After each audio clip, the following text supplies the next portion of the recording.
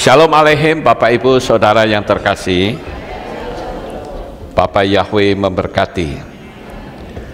Pagi ini kita akan merenungkan atau saya memberikan satu materi dengan tema doa menengadahkan tangan.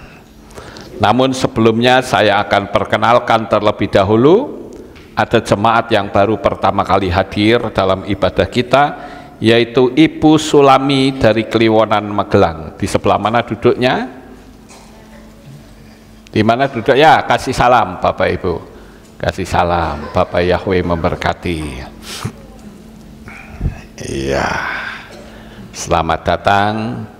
Selamat beribadah bersama kami.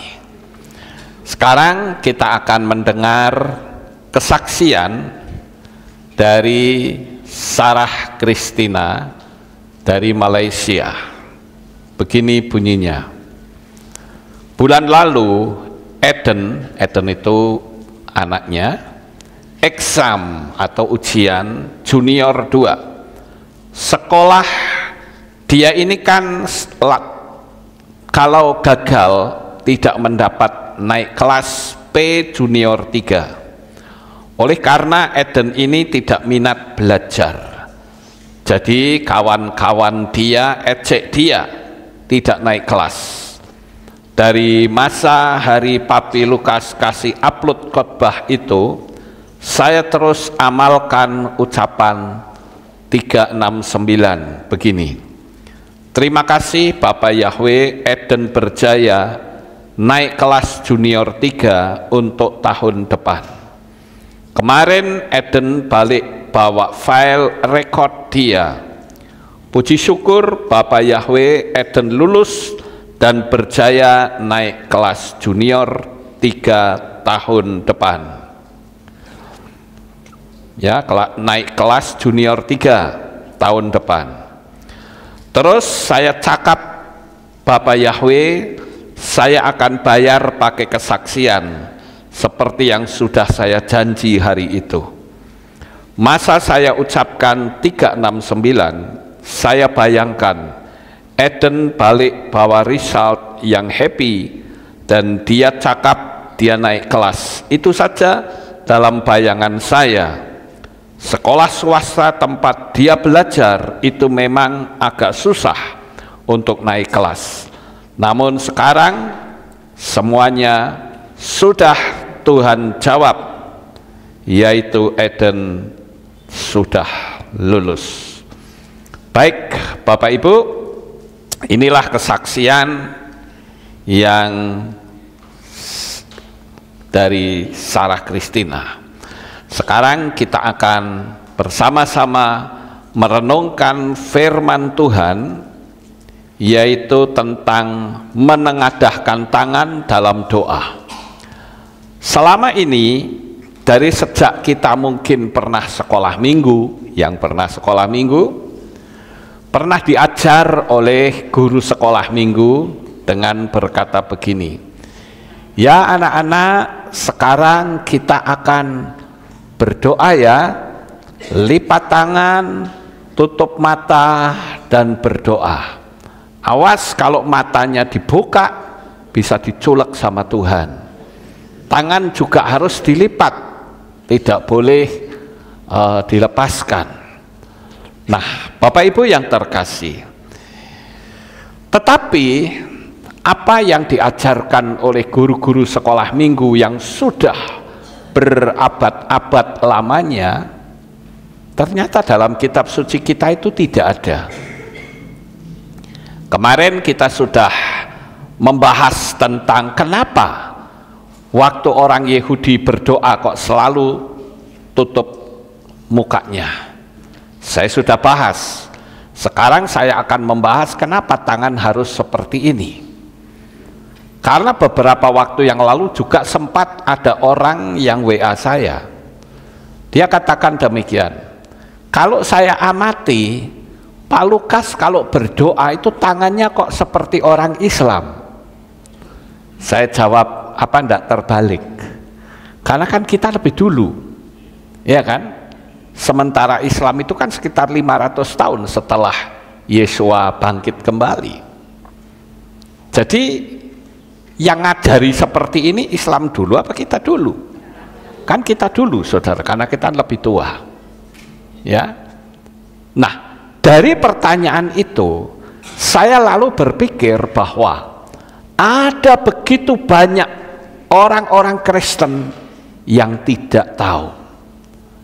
Kalau berdoa selalu tangannya dikatupkan. Nah, ini bagaimana, saudara? Sementara kalau kita lihat doa di dalam kitab suci itu selalu menengadahkan tangan seperti ini. Ini adalah doa yang selalu diajarkan oleh kitab suci. Dan yang menjadi pertanyaan sekarang adalah di manakah ayatnya berdoa dengan tangan tertutup? Coba saudara cari di kitab suci kita satu ayat saja, tolong tunjukkan kepada saya doa dengan tangan yang tertutup, satu ayat saja, dan saya akan batalkan materi saya. Ternyata setelah saya mencari, tidak saya temukan satu ayat pun, tidak ada, Bapak Ibu. Jadi kalau gitu yang menjadi pertanyaan, siapa yang mula-mula ngajarin tangan seperti dikatupkan itu? Ya. Makanya saya tanyakan, di mana ayatnya berdoa dengan tangan tertutup seperti itu? Sekali lagi saya sudah mencari berdoa dengan tangan tertutup, ternyata tidak ada. Lah kalau tidak ada berarti sumbernya dari kitab suci kita, bukan? Jelas bukan. Tetapi anehnya semua orang Kristen kalau berdoa ya seperti ini, saudara. Atau paling tidak ada yang ngerti, ada yang tidak, sehingga bingung, saudara. Doanya campur seperti itu. Ada yang tangannya benar, yang di depan ini benar, ya. Ada yang tangannya ke atas, nggak masalah. Tetapi yang kitab suci tulis adalah berdoa dengan tangan yang menengadah. Begitu juga ada orang yang menunjukkan saya dengan berkata, Pak Lukas, terus bagaimana dengan gambar nama Yunani itu, saudara? Lah saya katakan ini gambar-gambar ini juga ya namanya juga orang gambar ya semau-maunya sendiri, ya kan? Tetapi sesuai kitab suci apa tidak? Coba saudara perhatikan dua gambar di atas.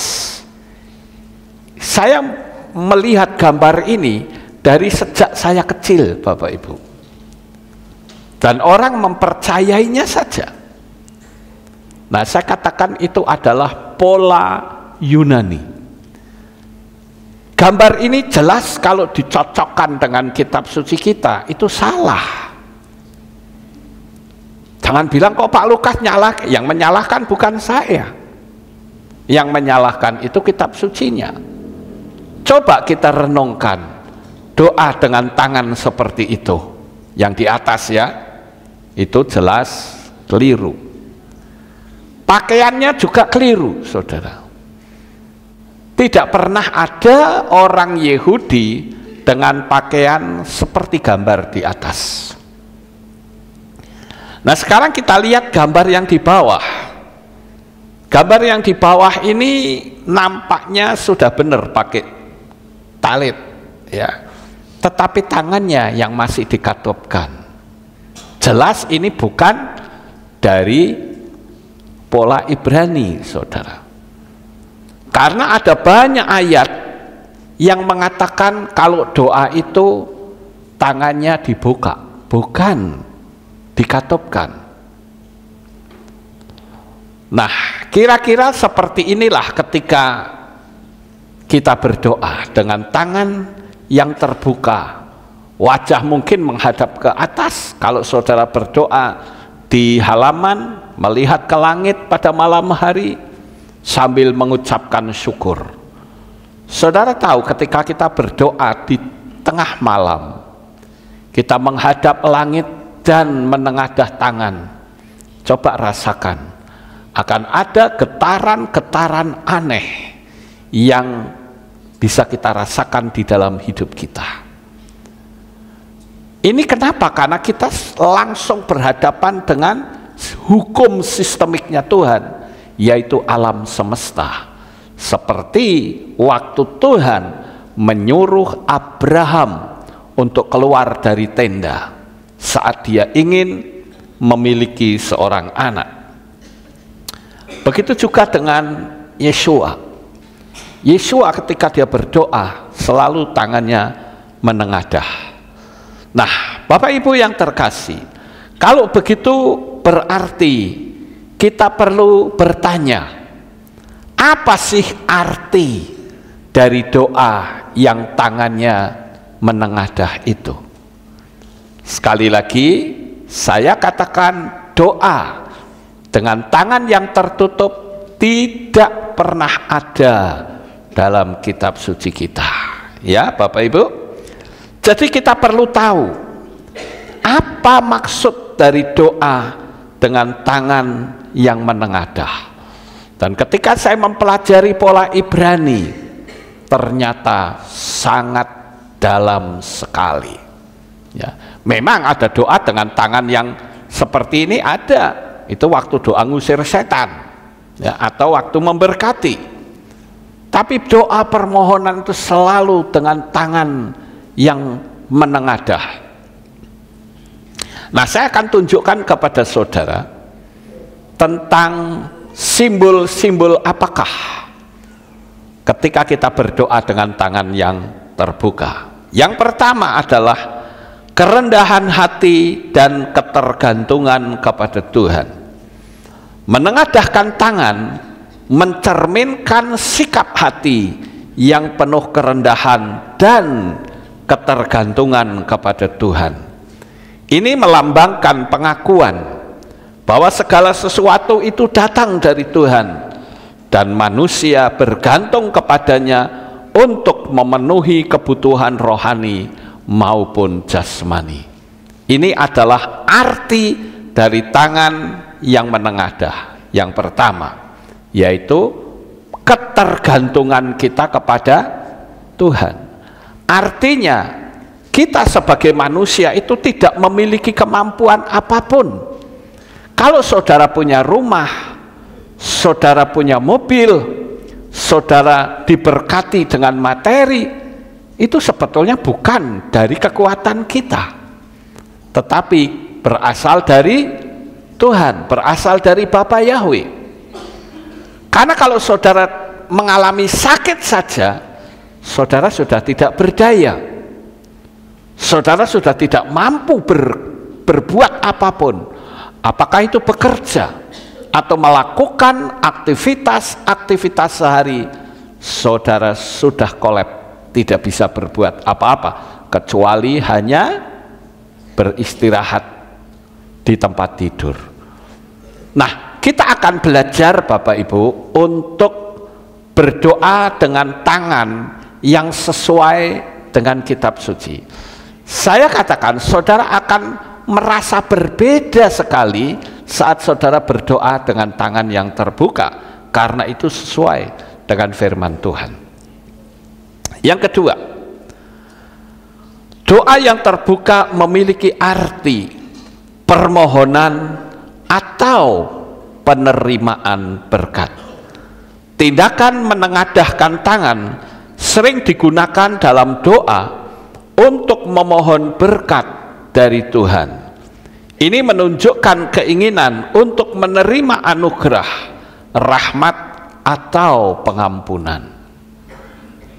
Ketika seseorang merasa bersalah di hadapan Tuhan, orang itu akan bertelut dan berkata, Tuhan ampuni saya, Tuhan aku sudah berbuat kesalahan. Dengan segenap kerendahan hati, dan Tuhan mengampuni segala kesalahan dan dosa-dosa kita. Kita perlu bersyukur Bapak Ibu, karena kita memiliki Tuhan, memiliki Sang Pencipta yang Maha Pengampun. Dia bahkan mengatakan, seperti kabut diterbangkan angin. Wow, luar biasa bukan? Dosa-dosa, perbuatan-perbuatan salah kita itu seperti kabut diterbangkan angin saat kita memohon ampun. Tetapi kalau setan berbeda, bahkan sampai ada ilustrasi, kalau setan itu mencatat dengan pulpen, tapi kalau Tuhan dan malaikatnya itu mencatat dengan kapur. Artinya, kalau mencatat dengan kapur, begitu orang minta Tuhan ampuni saya, maka catatan dosa kita akan terhapus. Tapi berbeda dengan setan, sekalipun kita sudah minta ampun, dia akan tetap tercatat sebagai jejak digital yang kelak akan disodorkan saat nanti di kursi pengadilan Tuhan. Tetapi percayalah, saat kita berada di kursi pengadilan Tuhan, sekalipun setan itu menuduh kita, maka Tuhan berkata, aku nggak menemukan catatan dosa dari orang ini. Kenapa? Karena sudah dihapus oleh darah Yeshua HaMashiach. Hebat bukan Bapak Ibu? Makanya ayo kita mulai belajar saat kita berdoa, kita harus menengadahkan tangan. Kemudian yang ketiga, apa arti dari menengadahkan tangan? Yaitu simbol pengorbanan dan penyerahan diri. Dalam konteks ibadah di bait suci orang-orang Ibrani, menengadahkan tangan dapat dikaitkan dengan penyerahan diri kepada Tuhan seperti persembahan korban. Inilah simbol ketaatan dan keinginan untuk mendekatkan diri kepadanya. Dengan segala permohonan, kita betul-betul ingin supaya hidup kita itu dekat dengan Tuhan. Karena saat saudara panggil nama Yahweh di dalam Adonai Yeshua HaMashiach, maka saat itu engkau sudah menjadi lawannya setan.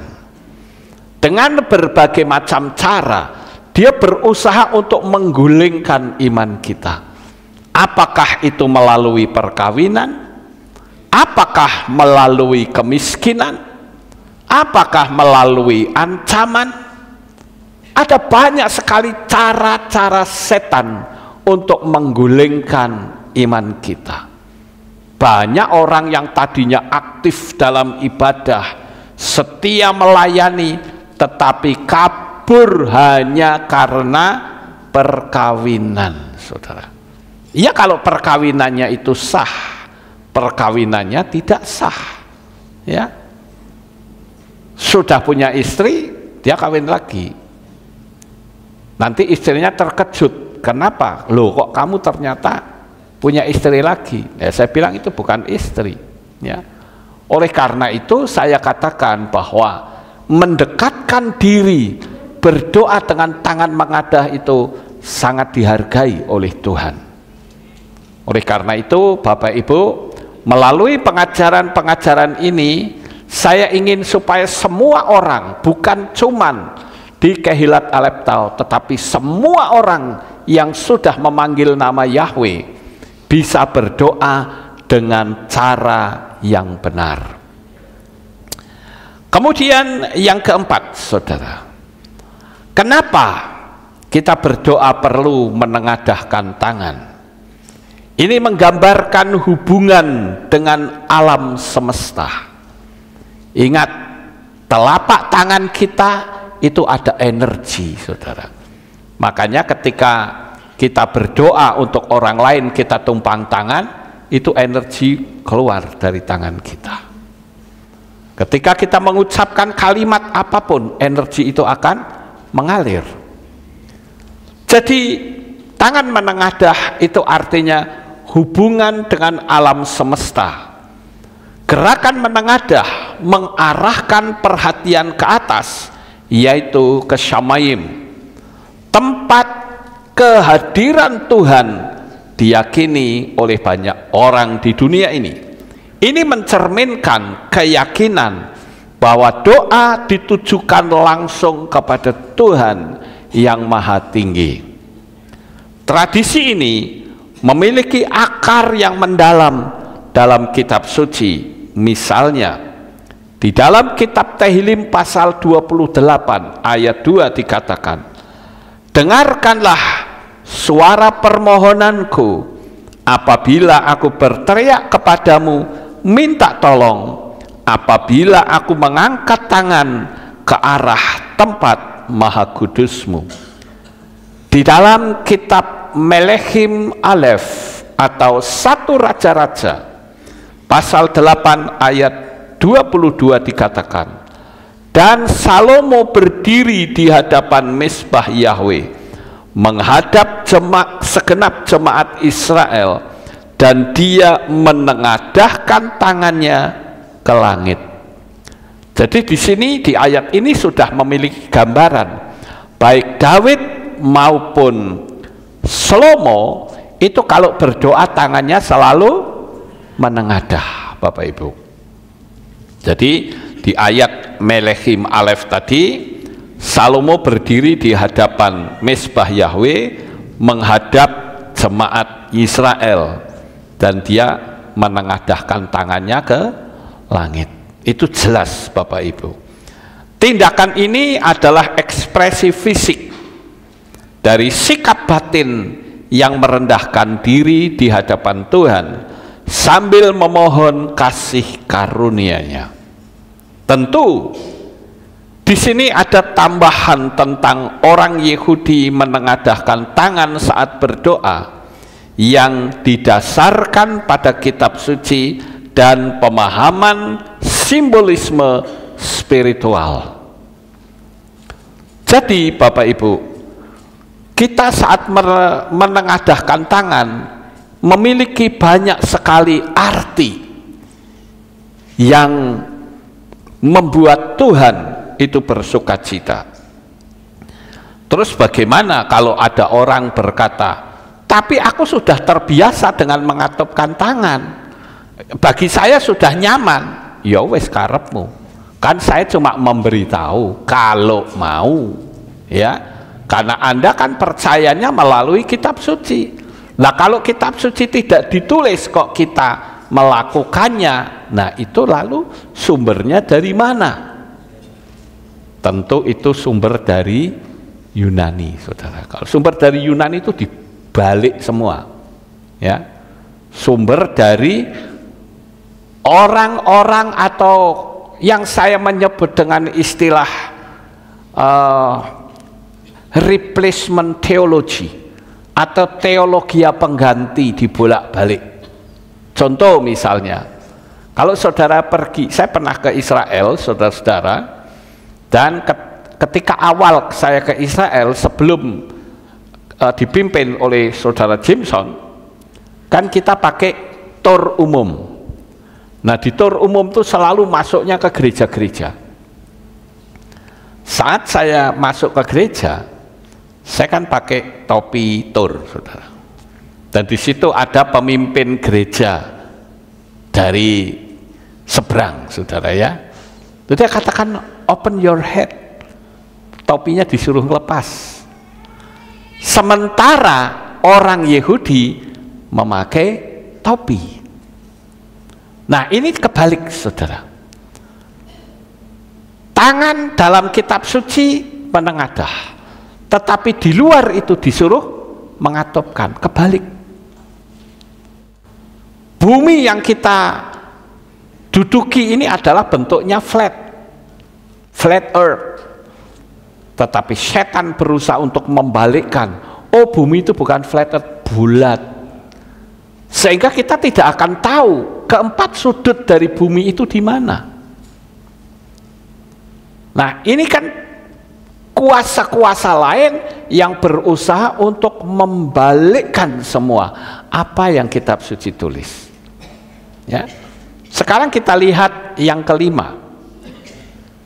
Kenapa kita harus menengadahkan tangan? yaitu simbol keterbukaan hati dan pikiran. Menengadahkan tangan mencerminkan sikap hati yang terbuka kepada Tuhan.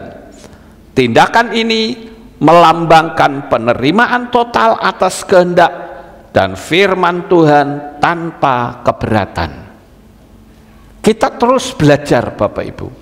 Sampai kenapa saya bikin aturan kalau di sini yang di panggung sini harus lepas sepatu.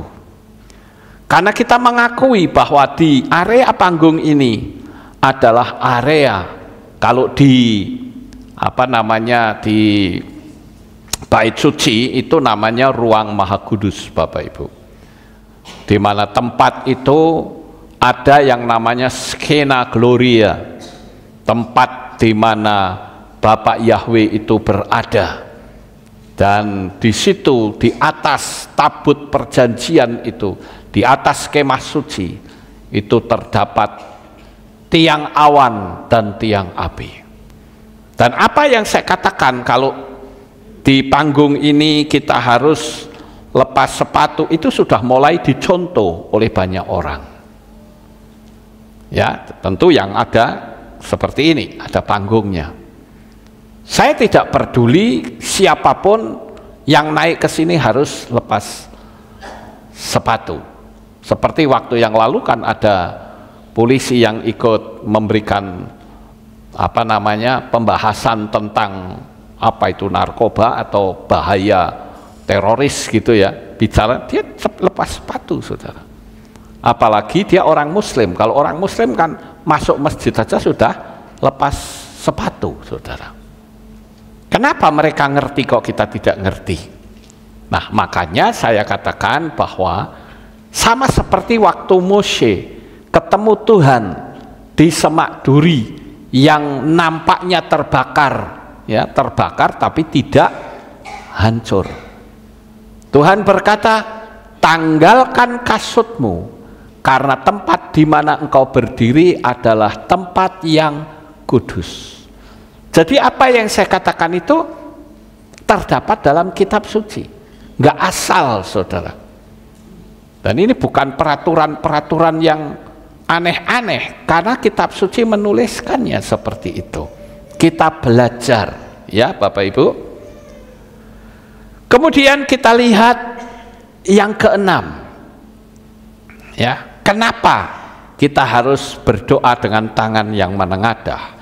Ini adalah merupakan tindakan pemujaan dan penyembahan.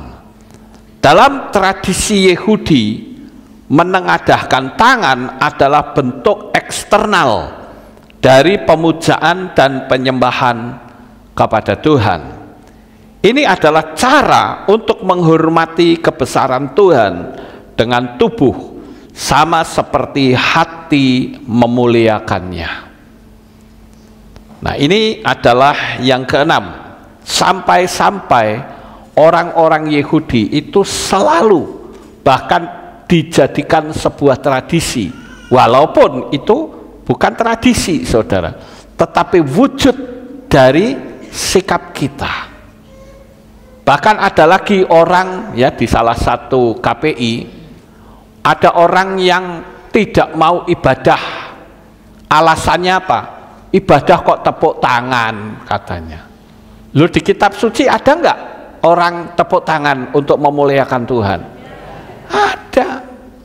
Cuman ya sudah, karena orang, ya, belajarnya sana sini tambal sulam, sehingga dia mempercayai yang ada di luar kitab suci. Masa ibadah kok tepuk tangan? Harusnya gimana? Diem gitu. Kalau saudara dapat berkat, dapat anugerah dari Tuhan, apakah saudara diem? Tidak, saudara akan menari, melompat-lompat, bersukacita. Ibadah kita itu belum seberapa loh. Beda dengan ibadah orang-orang negro. Coba saudara lihat di YouTube itu. Kalau saudara lihat orang negro beribadah, wow, excited sekali, saudara.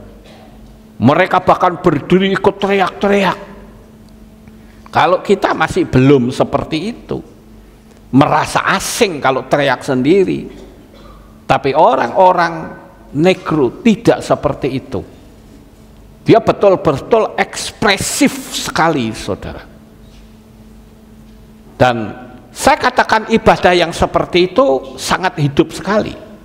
Jadi nggak monoton, Bapak Ibu. Ya. Jadi di sini saya katakan ini adalah tindakan profetik. Tindakan menengadahkan tangan adalah bentuk eksternal dari pemujaan. Saat kita menubuatkan sesuatu juga kita menengadahkan tangan. Kemudian yang ketujuh, saudara, kenapa kita harus menengadahkan tangan? Yaitu yang ketujuh adalah kesatuan dengan Tuhan. Tindakan ini juga melambangkan usaha manusia untuk menjangkau Tuhan yang ada di atas sana, menghubungkan antara dunia fana dengan Syamayim. Hal ini mengingatkan umat Yahudi bahwa mereka adalah umat perjanjian yang dipanggil untuk hidup dalam hubungan yang erat dengan Tuhan. Sekali lagi, ketika kita mengangkat tangan, itu sama saja membuka tangan kita terhadap hukum sistemiknya Bapa Yahweh. Karena kita tahu bahwa alam semesta itu adalah sistemiknya Bapa Yahweh. Walaupun ada orang yang mungkin pendengarannya kurang match ya, sehingga ada yang mengatakan, oh Pak Lukas kok ngajari menyembah alam semesta. Pernah saya ngajari penyembah alam semesta? Tidak pernah. Ya, yang saya ajari adalah kita menyembah Bapa Yahweh di dalam Adonai Yeshua HaMashiach. Tetapi ya sudah, karena tingkat pengetahuan orang itu sampai di situ, ya sudah, saya mau dianggap menyembah alam semesta boleh, mau dianggap saya menyembah patung juga boleh, ya apa sajalah terserah, ya. Tapi kan yang tahu kan Bapa Yahweh, betul nggak Bapak Ibu? Sampai waktu di sini ada patung manekin yang ada pakaian jubah imam, ada orang yang nuduh saya, kenapa kok Pak Lukas masih ada patungnya? Kasihan amat, saudara. Dia tidak tahu kalau di Yeshiva juga ada 2 patung besar, ya. Katanya saya nyembah patung. Saya bilang, kapan saya nyembah patung? Orang bilang, ya iya kalau ibadahnya sudah selesai ya Pak Lukas maju ke depan nyembah patung. Karepmu, gitu. Ya, terserah lah, orang mau ngomong apa boleh-boleh saja, ya, karena bagi saya itu sudah terbiasa, ya. Nah, Bapak Ibu yang terkasih, saya katakan kesatuan dengan Tuhan itu adalah sesuatu yang sangat penting, ya. Kita menyatu dengan Tuhan melalui hukum sistemiknya, yaitu alam semesta, ya. Makanya orang yang seperti itu pasti anti hukum loa, karena hukum loa itu penyelarasan antara diri kita dengan alam semesta. Karena alam semesta itu ada energi di dalamnya. Kita bisa hidup juga karena saudara kita bernafas, betul ya Bapak Ibu? Nah, bernafas, nafas itu kan pemberian Tuhan melalui hukum sistemiknya. Bahkan ada orang-orang tertentu yang mengajarkan pola bernafas sehingga tubuh kita sehat. Pokoknya saya akan banyak memberikan pengajaran-pengajaran agar saudara itu paham betul.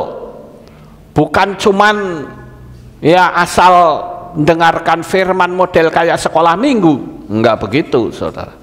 Di sini saya akan ajarkan apa yang saya bisa, saya bagikan untuk jemaat dan khususnya juga para subscriber yang mengikuti saya. Kemudian yang ke-8, saudara, tangan yang terbuka itu adalah merupakan pengakuan dosa dan permohonan pengampunan. Dalam doa pertobatan, khususnya saat perayaan Yom Kippur, menengadahkan tangan bisa melambangkan pengakuan dosa di hadapan Tuhan sambil memohon belas kasihan dan pengampunannya. Memiliki arti yang sangat dalam tentang tangan yang terbuka. Kemudian yang ke-9, Bapak Ibu, tangan terbuka itu adalah simbol persembahan rohani. Menengadahkan tangan sering dipahami sebagai simbol memberikan diri sepenuhnya kepada Tuhan, seperti mempersembahkan korban kerohanian kita di hadapannya. Di dalam kitab Tehillim atau Mazmur pasal 141 ayat yang kedua dikatakan, biarlah doaku dipersiapkan sebagai ukupan di hadapanmu, terangkatnya kedua telapak tanganku sebagai persembahan sajian petang hari. Perhatikan kalimat terangkatnya kedua telapak tanganku sebagai persembahan siang petang hari, sajian petang hari. Jadi ketika kita menengadahkan tangan, itu sama saja kita menyerahkan hidup kita ke dalam tangan Tuhan. Kemudian yang ke-10, Bapak Ibu, tanda ketundukan kita kepada Tuhan. Sikap ini menunjukkan bahwa orang yang berdoa itu tunduk sepenuhnya pada otoritas Tuhan. Menengadahkan tangan adalah cara untuk mengungkapkan kepercayaan bahwa segala sesuatu itu ada dalam kendali Tuhan. Nah, di sini menunjukkan sikap orang yang betul-betul berserah diri. Makanya Tuhan selalu ngomong apa? Kalau engkau mau berdoa, berdamai dulu dengan orang. Ada orang berdoa tapi hatinya penuh kepahitan. Orang berdoa tapi hatinya penuh kebencian. Lah kira-kira apakah doanya itu didengar oleh Tuhan? Sementara kebencian, kepahitan hati, ya, itu adalah energi negatif. Yang jelas tidak mungkin doa itu memiliki energi. Energinya ya energi emosi, energi ngamuk, itu energinya, saudara. Tetapi doa-doa yang seperti itu tidak akan bisa nyambung kepada Tuhan. Apalagi saat kita menghadapi krisis ekonomi. Ketika menghadapi krisis ekonomi, biasanya orang butuh pertolongan orang lain. Tapi saat orang lain itu tidak bisa memberi pertolongan, kita ini kan cuman sawang sinawang saja. Betul nggak Bapak Ibu? Kita menganggap orang itu uangnya banyak, tetapi ternyata sedikit. Nah, ketika orang itu mengatakan, oh mohon maaf ya, saya belum ada, yang terjadi apa? Menghakimi dan kepahitan hati. Lalu apakah doanya itu bisa didengar oleh Tuhan? Tidak. Sebaiknya kita ketika berdoa betul-betul berserah diri, saat sama seperti simbol-simbol dari tangan yang menengadah. Sehingga dengan demikian saya katakan, dengar baik-baik, sekalipun sahabat-sahabatmu di Kehilat ini tidak bisa memberi pertolongan, Bapak Yahweh sanggup memberkati kita melalui orang beragama lain. Jangan kita berpikir, lah ini orang agama lain saja nolongin saya, malah saudara seiman tidak. Wes aku tak melu kamu saja ya, aku tak ikut kamu. Itu kan keliru Bapak Ibu. Ketika ada orang beragama lain yang memberkati kita, itu sebetulnya datangnya dari Bapak Yahweh. Bayangkan waktu Elia berada di tepi sungai Kerit, saudara. Tidak ada orang yang bisa memberi makan. Apalagi itu kan dalam persembunyian, kondisinya kelaparan, nggak ada hujan lagi saudara. Dan Bapak Yahweh sanggup memakai burung-burung gagak. Loh kenapa kok burung gagak? Kenapa tidak pakai burung merpati saja? Karena burung gagak itu terkenal rakus saudara. Burung yang rakus saja bisa dipakai Tuhan untuk memberkati Elia. Nah apalagi dengan kita saudara. Kalau kita berdoa dengan tangan menengadah, dengan segenap hati penuh penyerahan, Bapak Yahweh sanggup memberkati melalui orang-orang yang katanya rakus harta, bisa dia serahkan untuk kita. Paham Bapak Ibu? Karena Tuhan itu bisa mengubah hati seseorang. Makanya jangan sampai kita itu memvonis, oh kalau orang itu pelit. Nggak usah ngomong begitu saudara. Kalau kita bicara seperti itu sama saja memvonis dan menciptakan orang itu begitu pelit. Yang penting jangan kita menggunakan kalimat-kalimat yang bisa meruntuhkan iman seseorang. Ini adalah tanda yang atau simbol yang keberapa? 10. Sekarang yang ke-11. Yang ke-11 ini memiliki arti yaitu memohon kekudusan.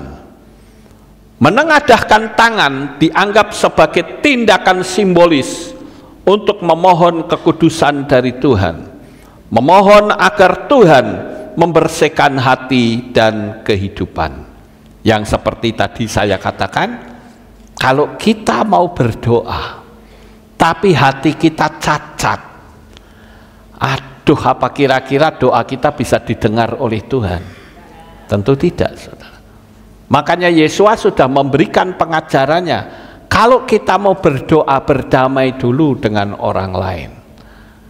Artinya tidak boleh ada ganjelan saat kita berdoa. Saya tidak tahu bagaimana sikap hati saudara saat berdoa.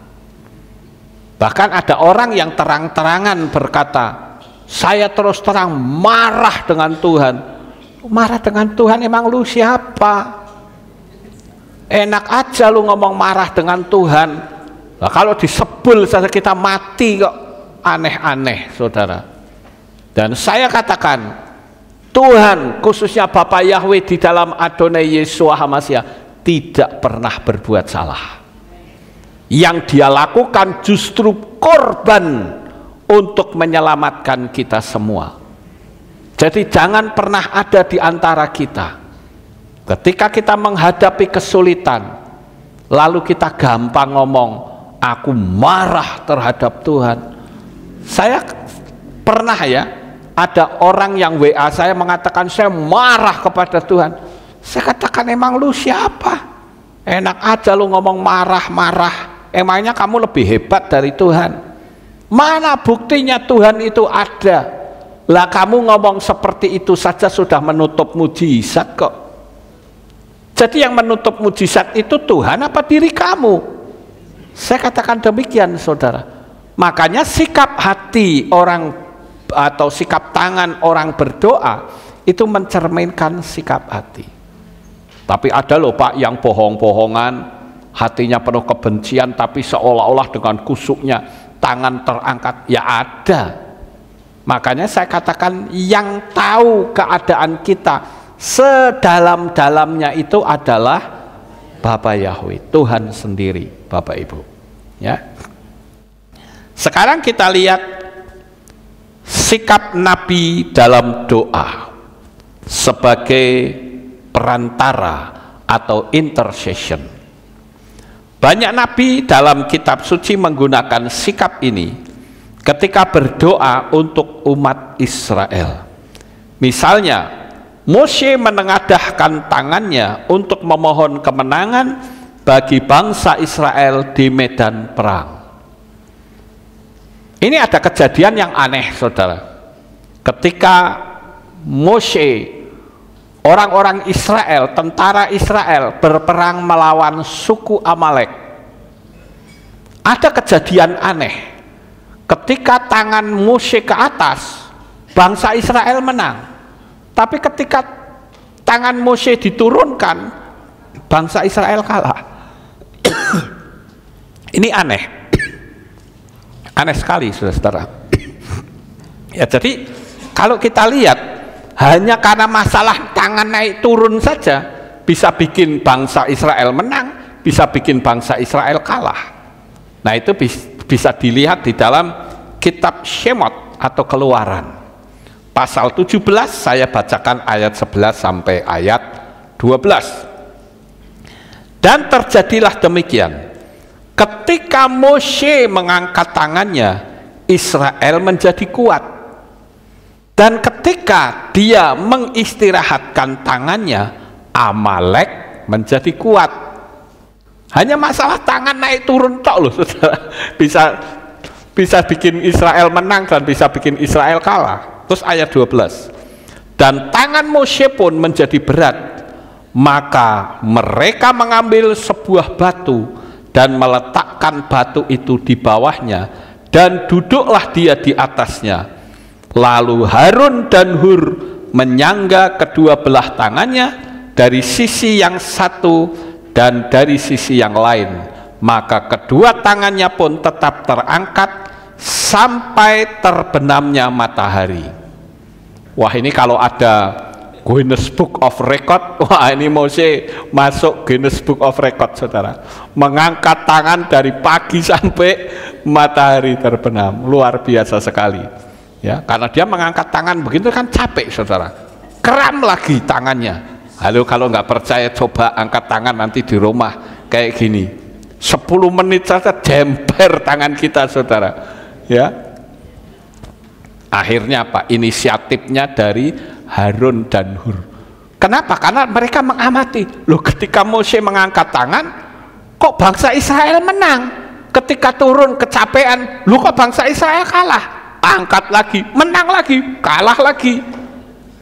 Akhirnya Mose didudukkan, kasih sangga batu, tekeli tangannya, ya kiri dan kanan, saudara, dipegangin, sehingga bangsa Israel menang dan suku Amalek dikalahkan. Hebat ya Bapak Ibu, hanya masalah tangan ke atas dan turun gitu. Terus bagaimana kalau tangannya dikatupkan, saudara? Ya pikir sendirilah ya. Sekarang kita lihat yang ke-13. Tangan yang terangkat itu mengingat perjanjian dengan Tuhan. Dalam tradisi Yahudi, doa sambil menengadahkan tangan juga seringkali mengingatkan umat pada perjanjian Tuhan dengan nenek moyang mereka seperti Abraham, Yitzhak, dan Yakov. Jadi di sini mengingat perjanjian. Saat saudara mengangkat tangan, ingat nggak bahwa Tuhan sudah berjanji kepada kita, keturunan Bapak Abraham, yaitu memberikan kemenangan bagi kita semua. Tidak peduli seberat apapun masalah yang saudara hadapi, kemenangan itu selalu menjadi milik kita. Ya, jadi jangan sampai kita ragu, Bapak Ibu. Doa saja ngomongnya hebat, tangannya terangkat, tapi hatinya, masuk iya sih, apa benar apa enggak. Repot kalau begitu, Bapak Ibu. Kita harus meyakini bahwa Bapa Yahweh melalui kuasa Ruach HaKodesnya, dia selalu tinggal dalam diri saudara dan membimbing kita, memberikan kekuatan kepada kita. Jadi jangan mudah mengeluh, Bapak Ibu. Kemarin saya tegur teman saya melalui WA, karena dia WA saya, dia bilang, aduh hari ini berkatnya berat sekali, yang datang konsumen hanya 6 orang, saya ingin sampai 10 atau 12 orang. Saya bilang, nah kalau yang datang 6 orang ya kamu tinggal mengucap syukur saja. Betul nggak Bapak Ibu? Yesua pada saat ngasih makan 5.000 orang, apakah awal mulanya 5.000? Tidak, cuma 5 roti dan 2 ikan. Apakah Yesua bilang, kamu ngasih 5 roti dan 2 ikan untuk orang segini banyak? Pikir pakai otak. Lah ini ikannya saja cuma 2, rotinya 5. Lah nek bagi piye saudara sekian banyak? Apa wis dibagi sak upil-upil apa wis sing penting bisa sampai seperti itu? Tidak, saudara. Begitu dia mendapatkan, Yesua nggak komplain. Coba cari ayatnya kalau Yesua komplain. Nggak ada, saudara. Yang ada adalah Yesua menerima 5 roti dan 2 ikan. Lalu yang Yesua katakan apa? Mengucap syukur. Beda dengan kita, bukan? Ketika kita mendapat berkat sedikit, marah, ngamuk, saudara-saudara. Ya bagaimana Tuhan bisa memberkati kita menjadi semakin lebih banyak kalau seperti begitu caranya? Jadi saya ingin kita belajar seperti pola Ibrani. Kalau kita berdoa disuruh membuka tangannya, ya buka tangannya. Wah, aku seket biyen nih tangannya ini terus, ya dirubah. Kan kita kan mau belajar, betul nggak Bapak Ibu? Jangan dumeh orang menuduh kita kok kaya wong Islam. Ya nggak peduli orang mau ngatain kita apa. Kan kita duluan, betul nggak Bapak Ibu? Ya. Oke, itu yang ke-13. Sekarang yang ke-14. Tadi saya sebut, yaitu tindakan profetik. Dalam beberapa tradisi Yahudi, menengadahkan tangan dianggap sebagai tindakan profetik, sebuah simbol dari apa yang akan Tuhan lakukan dalam kehidupan seseorang atau komunitas. Ini setiap poin itu ada ayatnya, saudara. Tapi saya tidak cantumkan, ya, paling hanya beberapa saja untuk meyakinkan bahwa apa yang saya sampaikan itu ada ayatnya. Jadi kita sebagai anak-anak Bapa Yahweh, kalau mau melakukan tindakan profetik, profetik itu diambil dari kata profet. Profet itu nabi, saudara. Tindakan kenabian. Bisa nggak saudara menubuatkan diri saudara sendiri bahwa hidupku berkemenangan dan kaya? Tapi kita ngomong apa tidak? Iya kan? Kenapa saudara tidak berani berkata, dalam nama Bapa Yahweh aku menubuatkan rumah tanggaku menjadi rumah tangga yang bahagia, rumah tangga yang diberkati? Ayo, pernah nggak ngomong begitu? Ayo, dengan tangan yang terbuka menubuatkan, aku nubuatkan keluargaku, keluarga yang berkemenangan. Ayo, pernah nggak kita ngomong begitu? Kalau belum, perlu dicoba, saudara. Dan lihat, jemaat Aleph Tau akan menjadi jemaat yang berkemenangan. Amin, haleluya. Ya. Kan kita terus belajar, Bapak Ibu. Saya akan berikan pengetahuan-pengetahuan yang membuat kita menjadi semakin maju, enggak monoton kaya ngono wae, ya. Sekarang yang ke-15. Tangan yang menengadah itu merupakan rasa ungkapan rasa syukur yang dalam. Selain permohonan, menengadahkan tangan juga bisa melambangkan rasa syukur kepada Tuhan atas karunia dan penyertaannya. Saudara tahu nggak, sampai detik ini saya kalau masuk ke pastori diliputi oleh rasa syukur yang tak habis-habisnya. Karena waktu pembangunan di belakang, saya berpikir, aduh, saya mau pindah kemana ya? Mau kontrak, ya nek kontraknya deket. Lah kalau jauh, ya kan? Mau beli sebelah, duitnya mana? Ya kan? Tetapi dengan kita mempercayai Bapa Yahweh pasti memberkati, akhirnya berkat itu datang dan saya bisa menempati pastori. Naik turun, keluar masuk, hati saya tuh sampai hari ini diliputi rasa syukur yang tak habis-habisnya, saudara. Saya selalu katakan, ya Tuhan, saya bersyukur Engkau memberkati saya dengan rumah yang dekat dengan Kehilat. Lah kalau rumahnya jauh, ayo, saya mau apa-apa, mau ambil, ya harus keluar dulu. Kalau misalnya saya di sini, oh flash disknya kok ketinggalan, saya tinggal ngambil, keluar lagi gampang. Jemaat cari saya juga gampang, karena ada di Kehilat. Sampai di sini paham Bapak Ibu? Jadi ucapan syukur, coba saudara mulai hari ini, saya kan pernah ngajari beberapa kali, luangkan waktu untuk mengucap syukur, bukan minta. Cobalah, mungkin saudara berani ambil sikap ini, aku tak mengucap syukur di hari Sabat.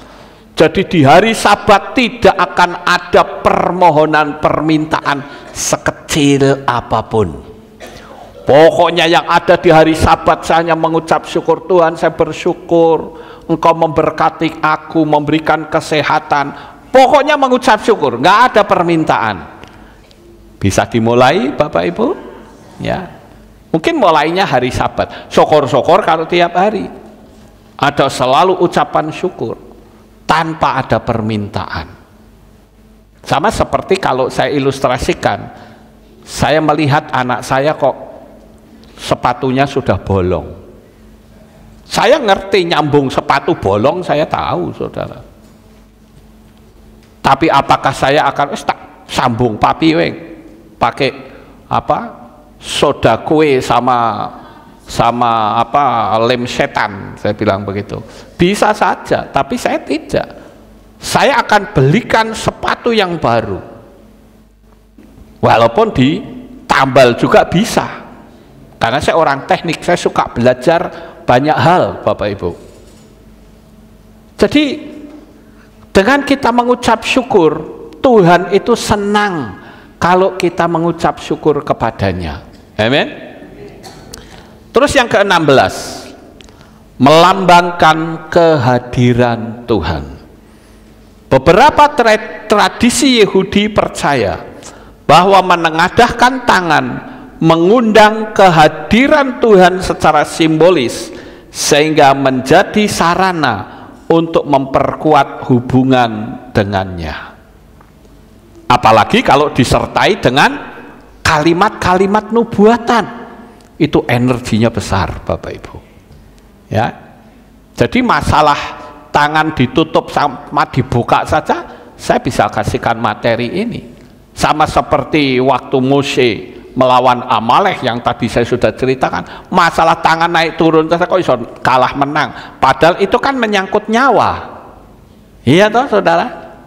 Yang jadi pertanyaan, kekuatan apakah ketika Mose mengangkat tangan kok bangsa Amalek bisa mengalami kekalahan? Kekuatan apakah itu? Mungkin kita akan berkata, mbok wis ora usah munggah medun tangane, wis dikalahke wae bangsa Israel.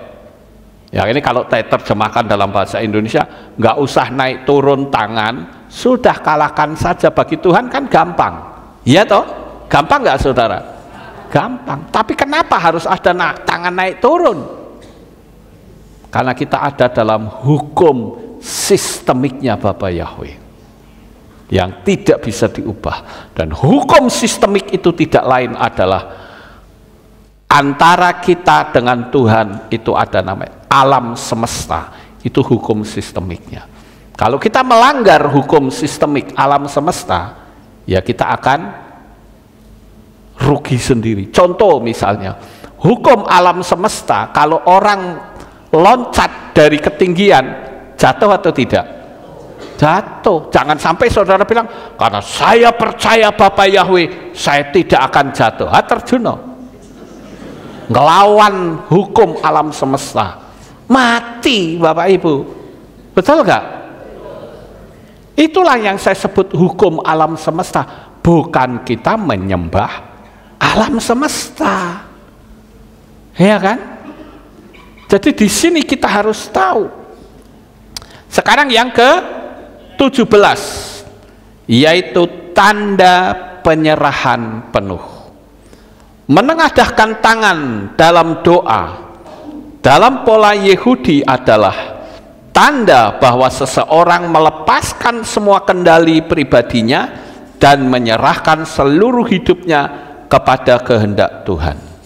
Di dalam kitab Ezra pasal 9 ayat 5, dan pada waktu persembahan sajian petang, bangkitlah aku dari puasaku, dan dengan pakaian dan jubahku yang koyak, aku berlutut sambil menengadahkan tanganku kepada Yahwe Elohimku. Perhatikan kalimat Ezra ini, aku berlutut sambil menengadahkan tanganku kepada Yahwe. Berlutut dan menengadah, Tuhan, aku berserah diri sepenuhnya. Ya. Kemudian di dalam kitab Nehemia pasal 8 ayat 6, dan Ezra memuji Yahwe Elohim yang maha besar, dan seluruh umat menjawab, amin, amin, dengan mengangkat tangan mereka, dan mereka bersujud menyembah kepada Yahwe dengan muka sampai ke tanah. Nah, ini ada tambahan lagi. Pernah nggak saudara berdoa sambil bersujud di hadapan Tuhan? Nah, ini perlu saudara lakukan. Saya dalam doa saat penghormatan betul-betul luar biasa, ada beban yang luar biasa, saya sujud di hadapan Tuhan, saya katakan, Tuhan, aku berserah, hanya Engkaulah yang menjadi penolong dan pembela dalam hidupku. Ya. Jangan sampai saudara ngomong lagi, lo kok bersujud kayak orang Islam, lo kitab suci sudah menulis, duluan mana? Ya Bapak Ibu, cuman bedanya kalau tempat kita tidak dimetodekan, ya, harus begini, harus tidak, sesuai dengan ekspresi hati kita. Kalau kita ingin bersujud di hadapan Tuhan, kita berserah penuh, silakan bersujud. Di dalam kitab Melechim Alef atau 1 Raja-Raja 8 ayat 22, dan Salomo berdiri di hadapan Mezbah Yahwe menghadap segenap jemaat Israel, dan dia menengadahkan tangannya ke langit. Pasal 8 ayat 38, lalu ada doa permohonan yang datang dari seseorang di antara umatmu Israel, yang masing-masing mengenal isyarat di dalam hatinya dan menengadahkan tangannya ke bait ini.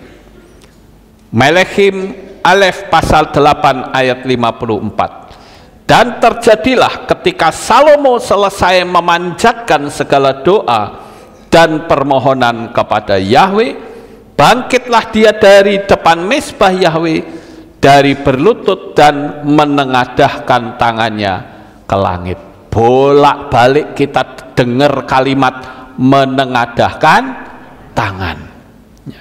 Ezra 9 ayat 5, dan pada waktu persembahan sajian petang, bangkitlah aku dari puasaku dengan pakaian dan jubahku yang koyak, aku berlutut sambil menengadahkan tanganku kepada Yahwe Elohim. Tehillim 88 ayat 10, mataku sayu karena penderitaanku ya Yahwe, aku berseru kepadamu setiap hari, aku menengadahkan kedua tanganku kepadamu. Tindakan menengadahkan tangan adalah ekspresi tubuh yang melengkapi doa, memperlihatkan bagaimana tubuh, hati, dan jiwa bersatu dalam menyembah kepada Tuhan. Apakah ini sudah kita praktekkan? Nah, ini yang penting Bapak Ibu. Kita kan kalau berdoa, ya Tuhan, saya bukan cuma mau mendengar firman-Mu, tetapi diberi kemampuan untuk mempraktekannya. Saya berharap apa yang saya sampaikan ini bukan sekedar pengetahuan, tetapi untuk kita praktekkan, dan lihat hasilnya, saya percaya saudara akan makin diberkati. Haleluya. Sekarang yang ke-18, yaitu simbol kedekatan dengan Tuhan. Menengadahkan tangan mencerminkan keinginan seseorang untuk mendekat kepada Tuhan, seperti seorang anak kecil yang mengangkat tangannya kepada orang tuanya untuk menerima pelukan dan perlindungan. Kalau saudara melihat anak saudara lari seperti ini, mengangkat tangan, saudara mau peluk apa tidak? Kita akan tangkap anak itu. Haleluya, sukacitanya luar biasa. Ya. Yang ke-19, menengadahkan tangan adalah representasi kekuasaan Tuhan. Tindakan ini mengakui Tuhan sebagai sumber kekuasaan tertinggi yang memerintah langit dan bumi, melambangkan iman kepada Tuhan yang memiliki kedaulatan penuh. Jadi kita ada sebuah pengakuan. Ya, kalau saya lihat, coba saudara bayangkan, ini sudah 19 poin. Yang artinya hanya masalah menengadahkan tangan saja memiliki arti yang sangat dalam. Sekarang yang ke-20, pengharapan akan pertolongan. Dalam situasi sulit atau ketika umat Tuhan merasa tidak berdaya, menengadahkan tangan adalah ungkapan harapan akan pertolongan Tuhan. Hal ini terlihat dalam doa-doa para pemazmur seperti yang dia tulis. Saya nggak perlu bacakan semua. Kalau saudara membaca di dalam kitab Tehillim atau kitab Mazmur, Daud berkali-kali mengangkat tangan untuk minta pertolongan kepada Tuhan. Sekarang yang ke-21, menengadahkan tangan adalah simbol kehadiran malaikat. Dalam beberapa tradisi mistisisme Yahudi atau yang dikenal Kabalah, menengadahkan tangan dipahami sebagai cara untuk terhubung dengan realitas spiritual, termasuk kehadiran malaikat yang membawa doa kepada Tuhan. Beberapa waktu yang lalu saya sudah ajarkan kepada saudara malaikat-malaikat pendamping kita. Saudara masih hafal malaikat saudara? Ya. Kalau saya berdoa, pendamping saya kan Uriel. Saya berkata begini, pertama saya berdoa dulu, minta sama Tuhan, Tuhan, malaikatmu saya ingin supaya dia bekerja untuk kehidupanku. Saya katakan, hai malaikat Uriel, sahabatku yang baik, ada sedikit problem dan masalah, tolong bantu saya, karena aku percaya engkau sahabatku yang indah. Ayo kamu lakukan ini. Dan dia bergerak, Bapak Ibu. Dan saya percaya kita sebagai anak-anak Bapa Yahweh, ketika kita memiliki pengetahuan, kita disuruh berdialog juga dengan malaikat. Berdialoglah dengan malaikat-malaikat pendamping saudara. Ya, kalau saudara lupa malaikatnya siapa, ya coba ulangi lagi materi saya, tanggal berapa, bulan berapa, ya saudara bisa lihat tabelnya di sana. Kemudian sekarang yang ke-22, lambang kehausan rohani. Tindakan ini sering digunakan untuk melambangkan jiwa yang haus akan Tuhan, seperti disebutkan dalam kitab Tehillim pasal 42 ayat 2. Seperti rasa merindukan sungai yang berair, demikianlah jiwaku merindukan Engkau, ya Elohim. Rusa itu kalau melihat air itu senangnya luar biasa. Sekalipun kadangkala di dalam air itu ada bahaya, yaitu munculnya buaya, tetapi dikatakan dalam kitab suci ini seperti rusa yang merindukan air. Dan saya percaya ketika kita merindukan air hidup, firman yang hidup, semua buaya akan disingkirkan oleh Bapa Yahweh. Kita akan mendapatkan kemenangan. Sekarang yang ke-23, mengarahkan hati kepada surga. Menengadahkan tangan mengarahkan fokus seseorang ke surga, tempat Elohim bertahta, dan mengalihkan perhatian dari hal-hal duniawi ke hal-hal yang rohani. Nah, ini tadi sudah kita bahas sedikit. Sekarang yang ke-24, melambangkan kemurnian tangan. Dalam tradisi Yahudi, tangan yang diangkat dalam doa melambangkan kemurnian. Sebelum berdoa, umat biasanya membersihkan tangan sebagai simbol pemurnian rohani. Dalam kitab Tehillim atau Mazmur 24 ayat 3-4, siapakah yang dapat naik ke atas gunung Yahweh, dan siapakah yang dapat berdiri di tempatnya yang kudus?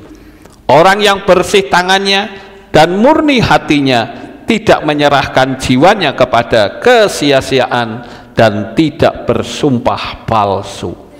Nah, kalau saudara pergi ke Israel, saudara mendekati tembok ratapan, maka di sana ada seperti tempat begitu ya, bulat, ada airnya, ada tempat cibuknya yang buat bersihkan.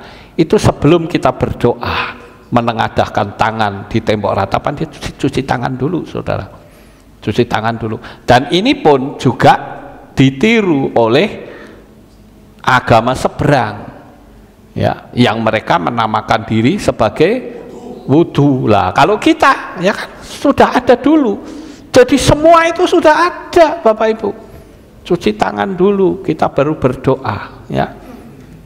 Kemudian yang ke-25, yaitu tindakan penyerahan dosa. Menengadahkan tangan dapat berarti menyerahkan dosa kepada Tuhan sebagai pengakuan bahwa Dia yang dapat mengampuni segala kesalahan kita. Tuhan mengampuni kita dari dosa, ya. Kemudian yang ke-26, simbol kekuasaan rohani atas kejahatan. Dalam beberapa narasi kitab suci, seperti Mose yang mengangkat tangan saat bangsa Israel melawan Amalek yang tadi sudah kita baca, tindakan ini melambangkan kekuatan rohani atas musuh. Dan yang ke-27, menyatakan kemuliaan Tuhan. Menengadahkan tangan menunjukkan bahwa Tuhan itu mulia, agung, dan layak untuk dipuji. Tindakan ini adalah respon fisik terhadap kesadaran dan kebesaran Tuhan. Kemudian kita lanjut supaya cepat, yaitu simbol kesatuan jemaat. Dalam doa bersama menengadahkan tangan melambangkan kesatuan umat di hadapan Tuhan, menunjukkan bahwa doa mereka dipersembahkan secara kolektif. Khususnya imam-imam ketika dia berdoa menutup dalam doa, selalu tangannya menengadah dengan membentuk huruf shin seperti ini. Ya, pembahasan tentang tangan yang seperti ini sudah ada di video saya. Judulnya adalah Birkat Kohanim, silahkan dilihat. Ya, saya tidak akan menerangkan kenapa harus begini. Ya, semua penerangan sudah ada di sana. Kemudian yang ke-29, tindakan ritual dalam pemberkatan. Imam besar Yehudi menengadahkan tangannya saat memberikan berkat kepada umat, seperti dalam berkat imam besar yang diambil dari kitab Bemidbar, seperti yang tadi saya sudah katakan. Yahweh memberkati engkau dan memelihara engkau. Yahweh membuat wajahnya bersinar atasmu dan bermurah hati kepadamu. Itu kan doa birkat, saudara, yang sebelumnya kita nyanyikan Yevarecheka Yahweh wa yismere. Kita kan diambil dari kitab ini, ya Bapak Ibu. Sekarang yang ke-30, sikap penuh iman.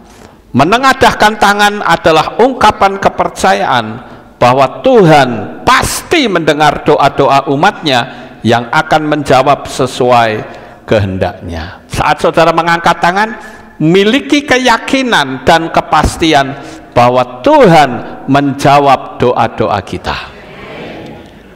Kemudian yang ke-31, yaitu simbol pengangkatan diri kepada Tuhan. Dalam tradisi Yahudi, tindakan ini menggambarkan keinginan jiwa untuk semakin naik ke hadirat Tuhan, menyerahkan hidup sepenuhnya kepadanya. Kita ingin naik, iman kita, kerohanian kita, kehidupan kita, ekonomi kita, semua naik di hadapan Tuhan. Yang ke-32, melambangkan permohonan kehadiran Roh Kudus. Dalam beberapa tradisi Yahudi dan Kristen awal, menengadahkan tangan dianggap sebagai undangan bagi Roh Kudus untuk hadir dan bekerja dalam kehidupan seseorang. Kemudian kita lihat ya, bahwa orang-orang kalau berdoa, ayo minta supaya Roh Kudus bekerja dalam hidup kita, tangannya harus menengadah, bukan dikatupkan, Bapak Ibu. Sekarang yang ke-33, mengingat keajaiban masa lalu. Jadi ketika kita menengadah tangan, itu adalah pengingat akan perbuatan-perbuatan Tuhan di masa lalu, seperti ketika Israel diselamatkan dari Mesir. Ini melambangkan keyakinan bahwa Tuhan yang sama tetap bekerja hingga saat ini. Saudara yakin bahwa apa yang saudara sembah dan puja adalah Tuhannya Mose juga? Yakin? Ya. Saudara bayangkan kalau Mose mengangkat tangan, lautan Kolsom saja bisa terbelah, dan itu Tuhan kita juga loh, Bapak Ibu. Jadi jangan sampai saudara berpikir, wah bisa nggak ya seperti Mose? Bisa, yakin saja ya. Kemudian yang ke-34, simbol harapan akan pemulihan.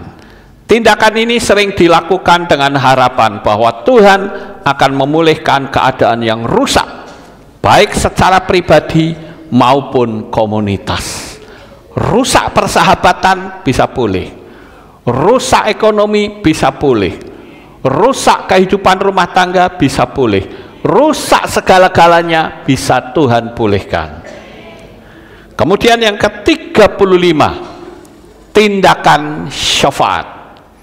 Dalam tradisi Yahudi menerangkan tangan dapat melambangkan doa syafaat untuk orang lain, sebagaimana Mose sering berdoa untuk umat Israel sebagai intercession. Bahkan Abraham pun ketika dia berdoa meminta pengampunan bagi pegawai-pegawainya, bagi keluarganya, bagi orang-orang yang dia kenal. Dia berdoa dengan menengadahkan tangan. Yang terakhir, 36, menyatakan kemenangan dalam doa. Menengadahkan tangan sering dipahami sebagai tanda kemenangan atas masalah atau musuh setelah percaya sepenuhnya kepada Tuhan. Menengadahkan tangan adalah tindakan fisik yang syarat dengan makna spiritual, teologis, dan simbolis. Dalam tradisi Yahudi, tindakan ini tidak hanya sekedar gerakan tubuh, tetapi juga ekspresi hati dan jiwa yang mendalam. Artinya ketika kita berdoa menengadahkan tangan, saudara meyakini bahwa saudara pasti akan tampil sebagai pemenang. Sukses besar untuk saudara. Bapak Yahweh memberkati. Haleluya. Kita tunduk kepala, kita berdoa. Terima kasih Bapak Yahweh. Selesai sudah kami sampaikan materi tentang kenapa kami berdoa dengan menengadah tangan. Dan kami percaya setelah kami mendapatkan pengetahuan ini, akan lebih banyak lagi kami yang mengambil sikap untuk berdoa dengan menengadahkan tangan, bukan menutup tangan. Terima kasih Bapak Yahweh, meteraikan firman ini di dalam hati kami semua. Terpujilah Engkau, di dalam nama Adonai Yeshua HaMashiach kami sudah berdoa dan mengucap syukur. Semua yang percaya berkata amin. Kita akan dengar pengumuman. Shalom, berjumpa kembali dalam Alef Tau Update News. berikut kami sampaikan pengumuman minggu ini.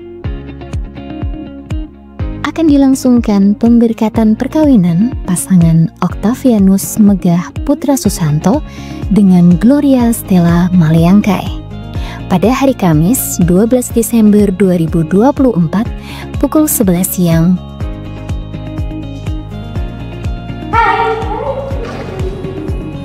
Shalom saudara yang dikasihi oleh Bapak Yahweh. Sudah tidak terasa ya, kita akan mengakhiri tahun 2024 dan menyambut tahun yang baru dengan penuh sukacita. Karena itu, kami mengundang seluruh jemaat untuk hadir dalam malam keakraban keluarga Kehilat Alif Tau Magelang pada hari Selasa 31 Desember 2024 pukul 6 sore di Kehilat. Pada Rabu digabung Selasa ya, dan akan dibuka sesi kesaksian.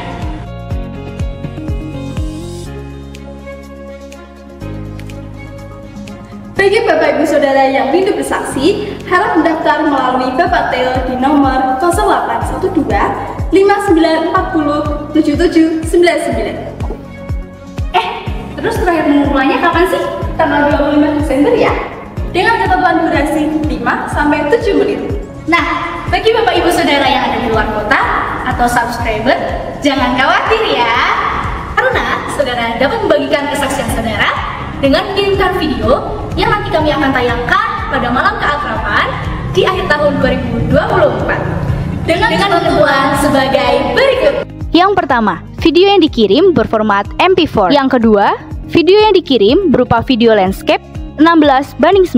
Yang ketiga, suara terdengar jelas. Yang keempat, resolusi video Full HD. Yang kelima, durasi kesaksian kurang lebih 5-7 menit. Dan yang keenam, file video dikirimkan ke alamat email mulmedaliftau@gmail.com.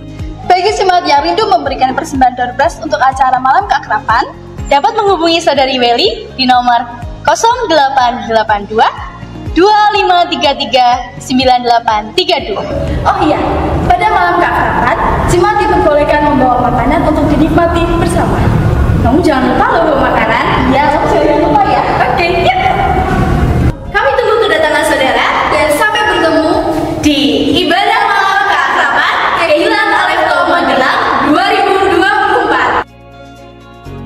Demikian pengumuman minggu ini. Sampai jumpa di Alif Tau Update News selanjutnya. Bapak Yahweh memberkati. Ya, itulah pengumumannya Bapak Ibu. Kita akan akhiri ibadah kita. Saya mengundang jemaat Tuhan kita bangkit berdiri. Kita tutup dalam doa. Terima kasih Bapak Yahweh, selesai sudah ibadah kami dari awal, pertengahan sampai pada akhirnya. Sebentar lagi anak-anak-Mu akan kembali pulang ke rumah mereka masing-masing. Jaga, lindungi, peliharakan mereka sampai di rumah dengan selamat. Pertemukan kembali pada jam-jam ibadah mendatang di dalam ikatan tali kasih-Mu. Terima kasih ya Bapak Yahweh, kami menyerahkan seluruh umat-umat-Mu baik yang ada di tempat ini maupun yang mengikuti streaming di hadapan Tuhan. Bapak Yahweh memberkati mereka semuanya. Terpujilah Engkau, di dalam nama Adonai Yeshua HaMashiach kami sudah berdoa. Mari kita angkat tangan kita dan kita akan menerima birkat Kohanim. Haleluya. Yefareh keka Yahweh wa yismereka.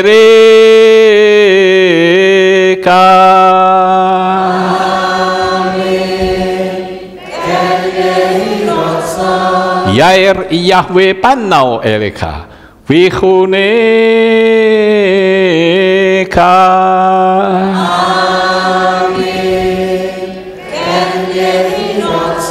Yesa Yahweh panau eleka wa yashem leka shalom.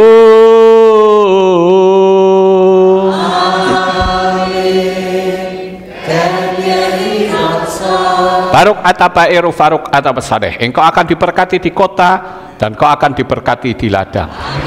Baruk peripit neka ofriat matka ofri fahem teka syekar ala peka wa esteraconeka. Diberkatilah buah kandunganmu, diberkati hasil bumimu, diberkati hasil ternakmu, anak-anak lembumu dan anak-anak dombamu. Baruk tanah kaum misyarteka, diberkatilah bakulmu dan tempat adonanmu. Baruk ata baboy kau faruk ata betseteka, dan kau akan diberkati pada waktu kau masuk Dan engkau akan diberkati pada waktu engkau keluar. Baruk ata Yahweh Elohenu melek haolam, Besem Yeshua Hamasya Ruach HaKodesh Kile Olam Faed. Kami sudah berdoa dan mengucap syukur. Haleluya.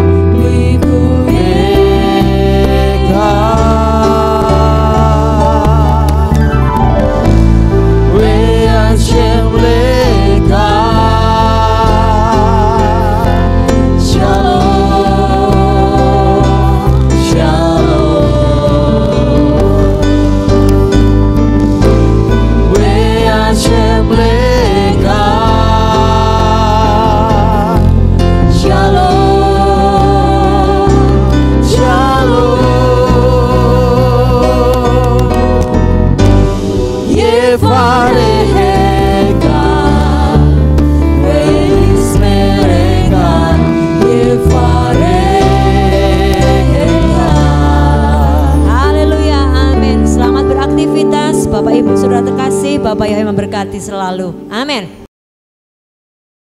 Pujilah Bapa Yahweh yang Maha Kuasa. Terima kasih atas kehadiran Bapak Ibu Saudara sekalian dalam ibadah bersama kami di Kehilat Alef Tau Magelang. Doa saya Bapa Yahweh memberkati dengan kesehatan yang sempurna, damai sejahtera dan berkat materi yang semakin melimpah. Kami menunggu kembali kehadiran Bapak Ibu Saudara sekalian pada jam yang tersedia.